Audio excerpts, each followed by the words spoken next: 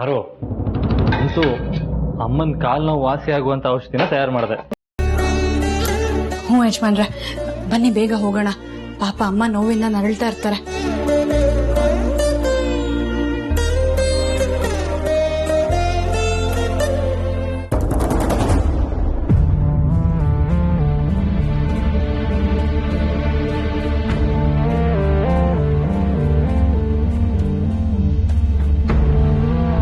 ಏನೂ ಆಗಲ್ಲ, ಎಲ್ಲ ಸರಿ ಹೋಗುತ್ತೆ. ನಾನು ಔಷಧಿ ಹಚ್ತೀನಿ, ಮಲ್ಕೊಳ್ಳಿ.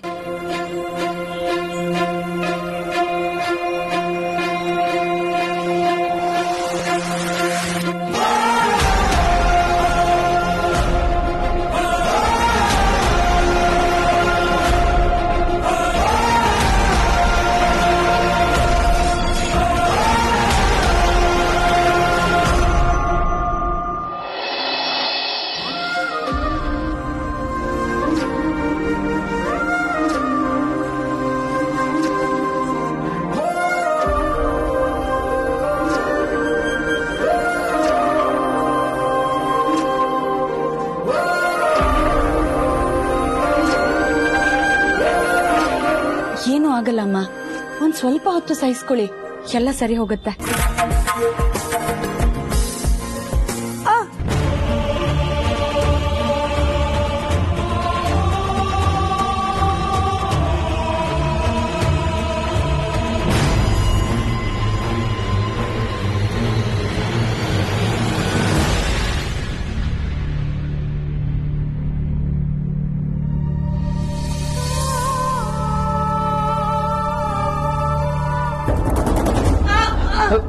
ಪಾರ್ವತಿ, ಅಮ್ಮನ ಕಾಲು ನೋವು ಜಾಸ್ತಿ ಅನ್ಸುತ್ತೆ, ಬಾ ಹಾಸ್ಪಿಟಲ್ಗೆ ಕರ್ಕೊಂಡು ಹೋಗೋಣ.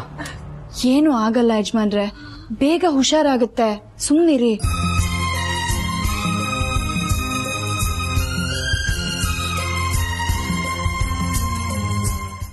ಚಂದನ ಕಂಪಲಾಲಿ ಲಾಲಿ, ಚಂದದ ಹೂವೆ ಲಾಲಿ ಲಾಲಿ, ಇನ್ನೆಂದು ಅಮ್ಮ ನಾನೇ ನಮ್ಮ, ನಾ ತಾನೇ ನಿನ್ನ ತೂಗೋ ಜೋಲಿ.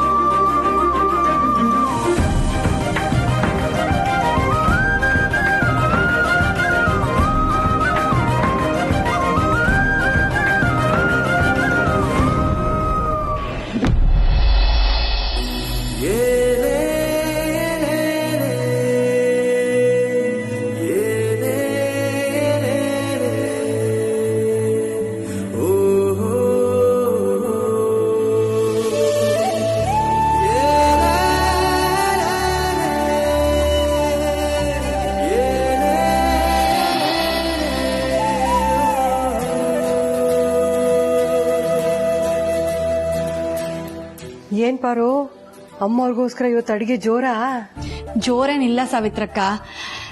ಅದು ಅಲ್ದೆ ಇಂಥ ಅವಕಾಶ ಸಿಗೋದಿಕ್ಕೆ ಇನ್ನೂ 1 ತಿಂಗಳು ಕಾಯ್ಬೇಕಲ್ವಾ, ಅದಕ್ಕೆ ಅಮ್ಮಂಗೆ ಇಷ್ಟ ಆಗಿರೋ ಅಡ್ಗೆನೆಲ್ಲ ಮಾಡ್ಬಿಡ್ತೀನಿ. ಇನ್ನೇನ್ ಸ್ವಲ್ಪ ಹೊತ್ತಲ್ಲ ಅಮ್ಮನ ಕಾಲ್ ನೋವು ಕೂಡ ಮಾಯ ಆಗುತ್ತೆ. ಆಗ್ಲೇಬೇಕು, ಗಿಡಮೂಲಿಕೆ ಔಷಧಿ ಹಚ್ಚೋದ್ರಲ್ಲಿ ನೀನು ಪರಿಣಿತೆ ಅಲ್ವೇ? ಈ ಪಂಡ್ರಾಪುರದ ಪಾರು ಅಂದ್ರೆ ಏನ್ ಸುಮ್ನೆನಾ? ಸರಿ ಸರಿ, ನಾನ್ ತರಕಾರಿಗಳು ಹೆಚ್ಚಿಕೊಡ್ತೀನಿ, ನೀನ್ ಬೇರೆ ಕೆಲಸ ನೋಡ್ಕೋಗ. ಅಯ್ಯೋ ಬೇಡ ಸಾವಿತ್ರಕ್ಕ. ಯಾಕೆ ಪಾರು ಗಾಬರಿ ಅದೇ? ಇವತ್ತು ನೀನಾಗ್ಲಿ ಭಾನುಭಾಗ್ಯ ಆಗ್ಲಿ ಯಾರು ಅಡ್ಗೆ ಮಾಡಂಗಿಲ್ಲ. ಯಾಕೆ? ಯಾಕೆ ಅಂದ್ರೆ ದೇವ್ರಿಗೆ ನೈವೇದ್ಯನ ಅರ್ಚಕ್ರು ತಾನೇ ಮಾಡ್ಬೇಕು. ಓಹೋ, ಅಮ್ಮ ದೇವ್ರು, ನೀನ್ ಅರ್ಚಕ್ರ? ಅಲ್ಲ, ಅಮ್ಮನ ಭಕ್ತೆ. ಮತ್ತೆ ಭಕ್ತರು ಕೂಡ ದೇವ್ರಿಗೆ ನೈವೇದ್ಯ ಮಾಡ್ಬೋದಲ್ವಾ? ನನ್ ದೇವ್ರಿಗೆ ಇವತ್ ನಾನು ಒಬ್ಳೆ ಅಡ್ಗೆ ಮಾಡಿ ಬಡ್ಸೋದು ಅಂತ ಹರ್ಸ್ಕೊಂಡಿದೀನಿ. ಅದಕ್ಕೆ ಇದ್ರಲ್ಲಿ ಯಾರಿಗೂ ಅವಕಾಶ ಇಲ್ಲ. ನಡಿ ನಡಿ ನಡಿ, ಎಲ್ಲ ತಯಾರಾದ್ಮೇಲೆ ಕರಿತೀನಿ, ಅವಾಗ ಬಾ. ಸರಿನಮ್ಮ, ನಿನ್ನ ಆಸೆಗ್ ನಾ ಯಾಕೆ ಅಡ್ಡಿ ಬರ್ಲಿ?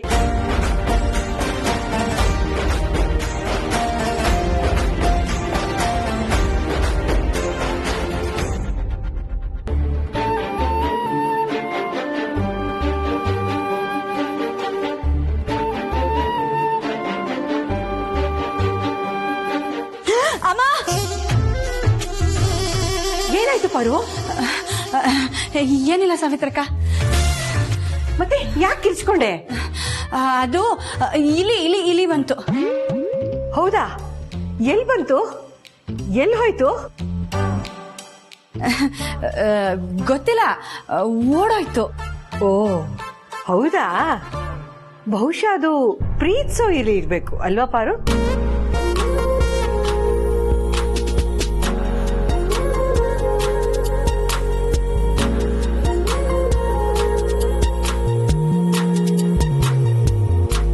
ನೀವ್ಯಾಕೆ ಬಂದ್ರಿ? ನಾನು ನೋಡ್ಬೇಕು ಅನಿಸ್ತು, ಅದಕ್ಕೆ ಬಂದೆ. ನೋಡಾಯ್ತು ತಾನೆ, ಹೋಗಿ. ನಾನು ಹಿಂಗೆ ಹೆಲ್ಪ್ ಮಾಡ್ತೀನಿ. ಬೇಡ ಬೇಡ, ಹೋಗಿ. ಯಾಕೆ? ಇವತ್ತು ಅಮ್ಮಂಗೆ ನಾನೇ ನನ್ನ ಕೈಯಾರೆ ಅಡ್ಗೆ ಮಾಡಿ ಬಡಿಸ್ಬೇಕು ಅಂತ ತೀರ್ಮಾನ ಮಾಡಿದೀನಿ. ನನಗೆ ಯಾರ ಸಹಾಯನೂ ಬೇಡ. ಬಂದಿದ್ ಸಾವಿತ್ರಕ್ಕನ್ನು ವಾಪಸ್ ಕಳ್ಸಿದೀನಿ. ಹಾಗಾಗಿ ನನಗೆ ಇವತ್ ನೀವ್ ಯಾರು ಸಹಾಯ ಮಾಡೋ ಹಾಗಿಲ್ಲ. ಯಾಕೆ ಮಾಡೋ ಹಾಗಿಲ್ಲ? ನಾನು ಮಾಡ್ತೀನಿ. ಬೇಡ ಯಜಮಾನ್ರೆ, ನಿಮ್ದಮ್ಮಯ್ಯ ಅಂತೀನಿ. ಹೋಗ್ಬೇಕು ಅಂದ್ರೆ ಟ್ಯಾಕ್ಸ್ ಆಗುತ್ತೆ. ಏನು?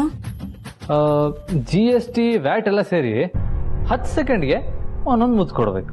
ಯಜಮಾನ್ರೆ, ಇದ್ ಯಾಕೋ ಅತಿ ಆಯ್ತು. ನಾನು ಅಮ್ಮಂಗ್ ಬೇಗ ಅಡ್ಗೆ ಮಾಡ್ಬೇಕು, ಹೊರಡಿ.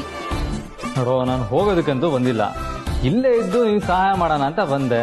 ನೀನ್ ನೋಡಿದ್ರೆ ಏನು ಸಹಾಯ ಬೇಡ ಅಂತ ಇದೆಯಾ? ಇವಾಗ ನಾನ್ ಹೋಗ್ಬೇಕು ಅಂದ್ರೆ ನಾನ್ ಕೇಳಿದ್ದು ನೀನ್ ಕೊಡ್ಬೇಕು. ಮೊನ್ನೆ ತಾನೇ ಕೊಡ್ಲಿಲ್ವಾ? ಬರಡಾದ ಹೃದಯಕ್ಕೆ ಎಷ್ಟು ತಂಪೆರೆದ್ರೂ ಸಾಲಲ್ಲ. ಇಲ್ಲಪ್ಪ, ಆಗಲ್ಲ. ನಾನ್ ಕೊಡೋದು ಯಾರಾದ್ರೂ ನೋಡೋದು ನನ್ನಿಂದ ಆಗಲ್ಲ. ಸರಿ ಬಿಡು, ಒಂದ್ ಕೆಲಸ ಮಾಡೋಣ. ನೀನ್ ಕೊಡ್ಬೇಡ, ನಾನೇ ಕೊಡ್ತೀನಿ. ನೀವಾ?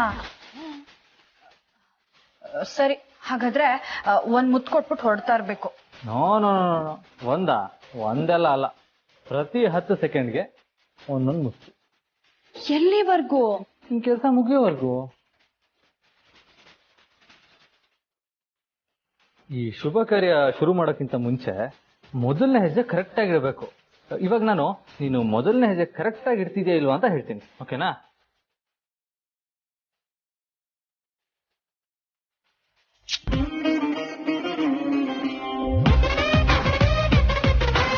ಈ ಪ್ರಪಂಚದಲ್ಲಿ ನಾನೇ ಧನ್ಯ. ಪಾರೋ, ನೀನ್ ಕರೆಕ್ಟ್ ಆಗಿ ಹೆಜ್ಜೆ ಇಡ್ತಾ ಇದ್ಯಾ. ಬೇಗ ಬೇಗ ಕೆಲಸ ಶುರು ಮಾಡಿ ನಿಧಾನವಾಗಿ ಮುಗಿಸು, ಆಯ್ತಾ?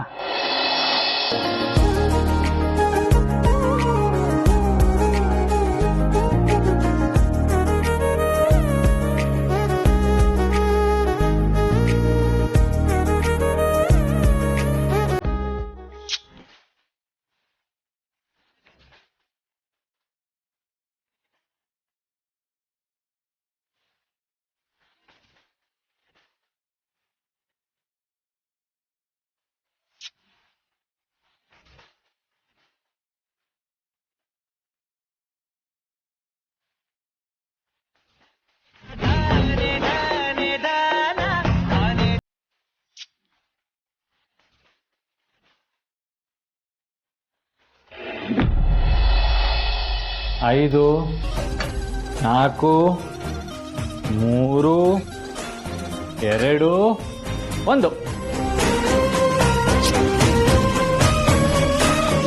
1, 2, 3, 4, 5, 6, 7, 8, 9, 10, 9, 8, 7, 6, 5, 4, 3, 2, 1. ಅಡ್ಗೆ ಮುಗೀತು. ನಿಮಗೆ ಮುತ್ತಿನ ಆಟನೂ ಸಾಕು, ನೀವೀಗ ಹೊರಡ್ಬೋದು. ಅಲ್ಲ ಪಾರು, ಸಾರಿಗೆ ಉಪ್ಪು ಹುಳಿ ಖಾರ ಕಮ್ಮಿ ಆಗಿದೆ ಚೆಕ್ ಮಾಡು. ಎಲ್ಲ ಸರಿಯಾಗೇ ಇದೆ ಯಜಮಾನ್ರೆ, ನೀವು ಹೊರಡಿ. ಅಲ್ಲ ಅಂದ್ರೂ ಒಂದ್ಸರಿ ಚೆಕ್ ಮಾಡು ಪಾರು. ಬೇಡ ಯಜಮಾನ್ರೆ, ನಿಮ್ ಕಳ್ಳಾಟ ಏನು ಅಂತ ನನಗೆ ಚೆನ್ನಾಗಿ ಗೊತ್ತು, ಹೊರಡಿ. ಹೋಗ್ಲೇಬೇಕಾ? ಅಲ್ಲ ಅದೊಂದು ಎಂಡಿಂಗ್ ಅಲ್ಲಿ ಮಿಸ್ ಆಯ್ತಲ್ಲ, ಅದೊಂದು ಸಾವಿತ್ರಕ್ಕ, ಏನ್ ಪಾರು ಬಂದೇ ಬಿಟ್ಯಾ? ಕರ್ದಿಯಲ್ಲ? ಏನಿಲ್ಲ. ಅಡಿಗೆ ಎಲ್ಲ ಆಯ್ತಾ? ಹಾ ಸಾವಿತ್ರಕ್ಕ, ಮಾಡ್ದೆ. ಮತ್ತೆ ಇಲಿ ಕಾಟ ಏನು ಇರ್ಲಿಲ್ಲ ತಾನೆ? ಇಲ್ಲ. ನಿಜವಾಗ್ಲು ಗಂಡ ಹೆಂಡತಿ ಮಧ್ಯ ಈ ತರ ಸರಸ ಸಲ್ಲಾಪ ಆಗಾಗ ನಡೀತಾ ಇರ್ಬೇಕು, ಆಗ್ಲೇ ಸಾಮರಸ್ಯ ಜೀವನ ಸಾಗ್ಸಕ್ಕಾಗೋದು. ಅರ್ಥ ಆಯ್ತಾ? ಅಂದ್ರೆ ನಿನ್ಗೆಲ್ಲ ಗೊತ್ತಾಯ್ತಾ? ಓ, ನೀನ್ ಯಾವಾಗ ಕೂಗ್ಕೊಂಡ್ಯೋ ಆಗ್ಲೇ ಅರ್ಥ ಆಯ್ತು, ಬಂದಿರೋದು ಇಲಿಯಲ್ಲ ನಿನ್ ಹುಲಿ ಅಂತ.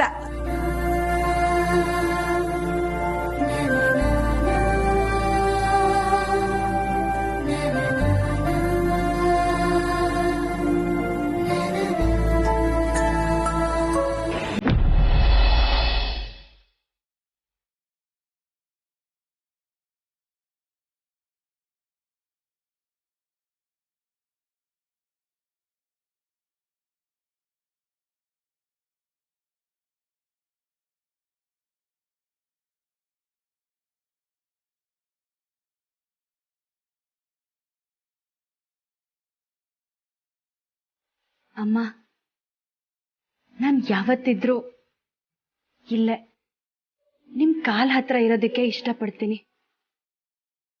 ನೀವ್ ನನ್ನನ್ನ ಸೊಸೆ ಅಂತ ಒಪ್ಕೋತಿರೋ ಇಲ್ವೋ ಗೊತ್ತಿಲ್ಲ, ಒಪ್ಕೊಂಡ್ರು ಬಿಟ್ರು ನಾನ್ ನಿಮ್ ಕಾಲ್ ಹತ್ರ ಇರೋದಕ್ಕೆ ಇಷ್ಟಪಡ್ತೀನಿ. ನನ್ಗದ್ರಲ್ಲೇ ಖುಷಿ.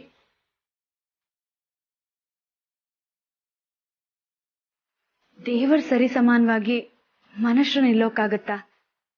ಖಂಡಿತ ಇಲ್ಲ.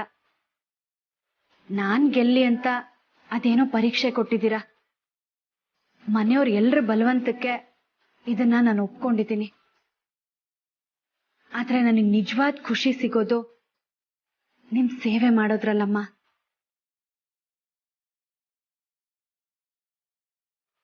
ಈ ಖುಷಿ ಮುಂದೆ ಬೇರೆ ಎಲ್ಲ ಖುಷಿನೂ ಕಮ್ಮಿನೇ. ನಾನು ಆ ರೀತಿ ಜೋರಾಗಿ ಮಾತಾಡಿದ್ದಕ್ಕೆ ದಯವಿಟ್ಟು ನನ್ನ ಕ್ಷಮಿಸ್ಬಿಡಿಮ್ಮ. ವಿಧಿ ಇಲ್ದೆ ಹಾಗೆ ಮಾತಾಡ್ದೆ. ನಾನು ಹಾಗೆ ಮಾತಾಡದೆ ಇದ್ದಿದ್ರೆ ನೀವು ನನ್ನ ಮಾತು ಕೇಳ್ತಾ ಇರ್ಲಿಲ್ಲ.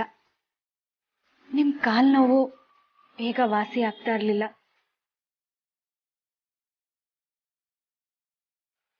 ನಾನ್ ಗೆಲ್ಲಿ ಅನ್ನೋ ಕಾರಣಕ್ಕೆ ನನ್ನ ಜಾಗದಲ್ಲಿ ನಿಂತು ನನಗ್ ಸೇವೆ ಮಾಡೋ ದಿಟ್ಟ ನಿರ್ಧಾರನ ಹೇಗ್ ತಗೊಂಡ್ರಿಮ್ಮ? ನನ್ನನ್ ಮಾತಾಡ್ಸಿಲ್ಲ ಅಂದ್ರು ನನ್ ಪಾಲ್ಗೆ ನೀವ್ ಯಾವತ್ತಿದ್ರು ದೇವತೆನೆ. ಜೊತೆಗೆ ತಾಯಿ ಇಲ್ಲದ ನನಗೆ ತಾಯಿ ಸ್ಥಾನ ಕೊಟ್ಟಿದ್ದೀರಾ. ಈ ಮನೆ ಕೆಲಸದೊಳಗ್ ಬಂದ್ ನನ್ನನ್ನ ಈ ಮನೆ ಮಗಳ ತರ ನೋಡ್ಕೊಂಡಿದ್ದೀರಾ. ಆದ್ರೆ ನಾನೇ ನಿಮ್ ನಂಬಿಕೆಗೆ ದ್ರೋಹ ಬಗ್ತಿದ್ದು.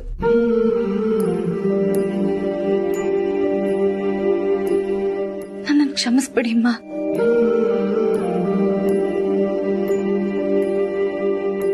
ಆದ್ರೆ ಇದೆಲ್ಲ ಬೇಕು ಅಂತನೋ ಅಥವಾ ನಿಮಗ್ ಮೋಸ ಮಾಡ್ಬೇಕು ಅಂತನೋ ಮಾಡಿದ್ದಲ್ಲ ಅಮ್ಮ. ನನಗೆ ಗೊತ್ತಿಲ್ದೇ ಇರೋ ಹಾಗೆ ಯಜಮಾನ್ರು ಒಳ್ಳೆತನಕ್ಕೆ ಮನ್ಸೋತೆ. ಆದ್ರೆ ಹೇಳೋಕಾಗ್ದೆ ಮನ್ಸಲ್ಲೇ ಆ ಪವಿತ್ರವಾದ ಪ್ರೀತಿನ ಕಪ್ಪೆ ಚಿಪ್ಪಲ್ಲಿರೋ ಮುತ್ತಿನ ತರ ಬಚ್ಚಿಟ್ಟಿದ್ದೆ. ಆದ್ರೆ ಮುಂದೆ ಯಜಮಾನ್ರು ನನ್ನನ್ನ ಪ್ರೀತಿ ಮಾಡೋದಕ್ಕೆ ಶುರು ಮಾಡಿದ್ರು. ಆದ್ರೂ ನಿಮಗೋಸ್ಕರ ನನ್ ಪ್ರೀತಿನ ತ್ಯಾಗ ಮಾಡೋದಕ್ ಮುಂದಾದೆ.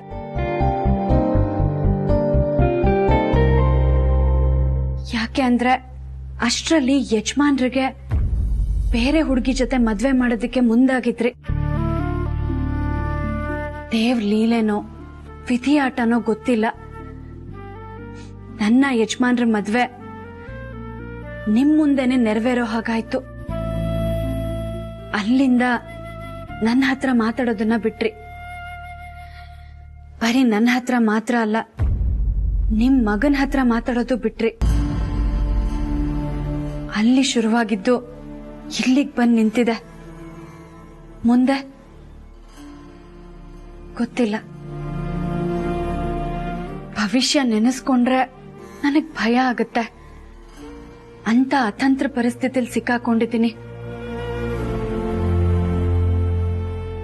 ನನಗ್ ಒಂದೇ ಒಂದು ಆಸೆ ಇದೆ ಅಮ್ಮ, ನನ್ ಸಾಯೋವರೆಗೂ ನೀವ್ ಸೇವೆ ಮಾಡ್ಕೊಂಡೇ ಇರ್ಬೇಕು. ಅದೇ ನನ್ನ ಆಸೆ. ಇದಕ್ಕೆ ಅವಕಾಶ ಮಾಡ್ಕೊಡ್ತೀರಾ ಅಮ್ಮ? ಅಮ್ಮ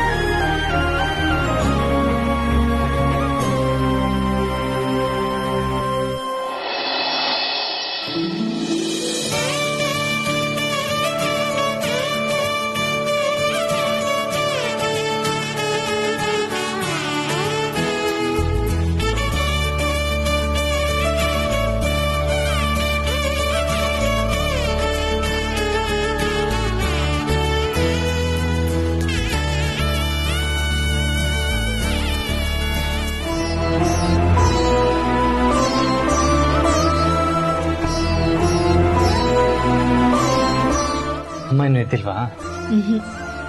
ಎಪ್ಸಿ ಊಟ ಮಾಡೋದಕ್ಕೆ ಹೇಳ್ಬೇಕು ತಾನೆ? ಬೇಡ. ಯಾಕೆ? ಇವತ್ತಮ್ಮಂಗೆ ನಾನೇ ಊಟ ಮಾಡಿಸ್ತೀನಿ. ಏನ್ ಹೇಳ್ತಾ ಇದೀಯ? ಅಮ್ಮ ನಿಮ್ ಕೈಯಿಂದ ಊಟ ಮಾಡ್ತಾರಾ? ಖಂಡಿತ ಮಾಡ್ತಾರೆ. ಓ, ಹಾಗಾದ್ರೆ ಮತ್ತೆ ಗದರಿಸೋದು ಬೆದರಿಸೋದು ಎಲ್ಲ ನಡೆಯುತ್ತೆ ಅನ್ನು?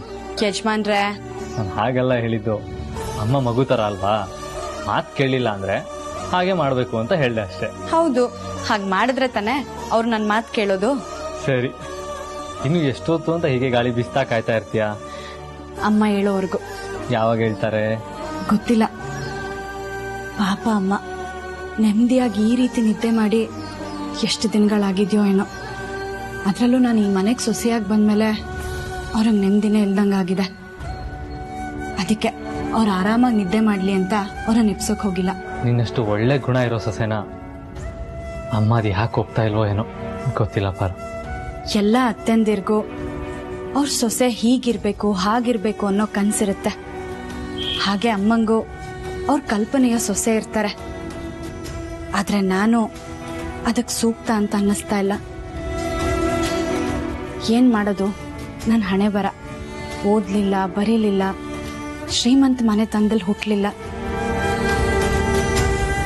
ಅಮ್ಮಂಗೆ ಒಳ್ಳೆ ಸೊಸೆ ಆಗ್ಲಿಲ್ಲ, ಅಪ್ಪಂಗೆ ತಕ್ಕ ಮಗಳು ಆಗ್ಲಿಲ್ಲ.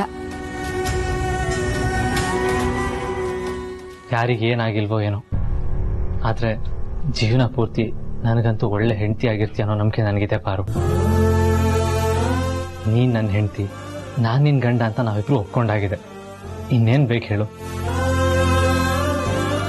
ಒಂದಲ್ಲ ಒಂದಿನ ಅಮ್ಮನು ನಿನ್ನ ಸೊಸೆ ಅಂತ ಒಪ್ಕೊಳ್ಳೋ ಟೈಮ್ ಬಂದೇ ಬರುತ್ತೆ.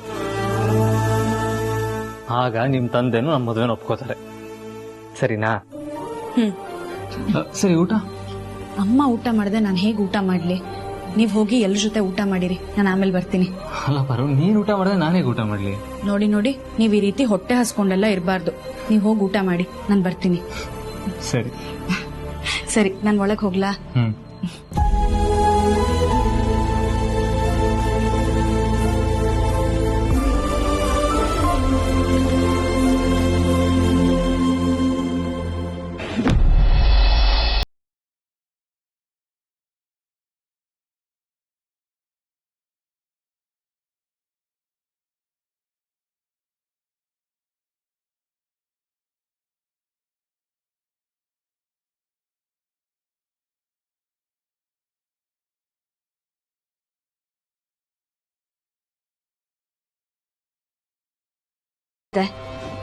ಪೂರ್ತಿ ವಾಸಿ ಆಗಿದ್ಯಾ? ಆಗಿದೆ. ಸರಿಮ್ಮ, ನಾನು ಹೋಗಿ ಊಟ ತಗೊಂಡ್ ಬರ್ತೀನಿ, ನೀವು ಮುಖ ತೊಳ್ಕೊಳ್ಳಿ. ಊಟನಾ? ಹೂಮ್ಮ, ಟೈಮ್ ಎಷ್ಟಾಯ್ತು? ರಾತ್ರಿ 11 ಗಂಟೆ ಆಗಿದೆ.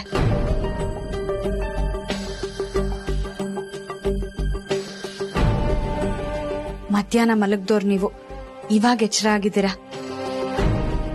ಹೋಗಿ ಮುಖ ತೊಳ್ಕೊಂಡ್ ಬನ್ನಿ, ನಾನು ಹೋಗಿ ಊಟ ತಗೊಂಡ್ ಬರ್ತೀನಿ.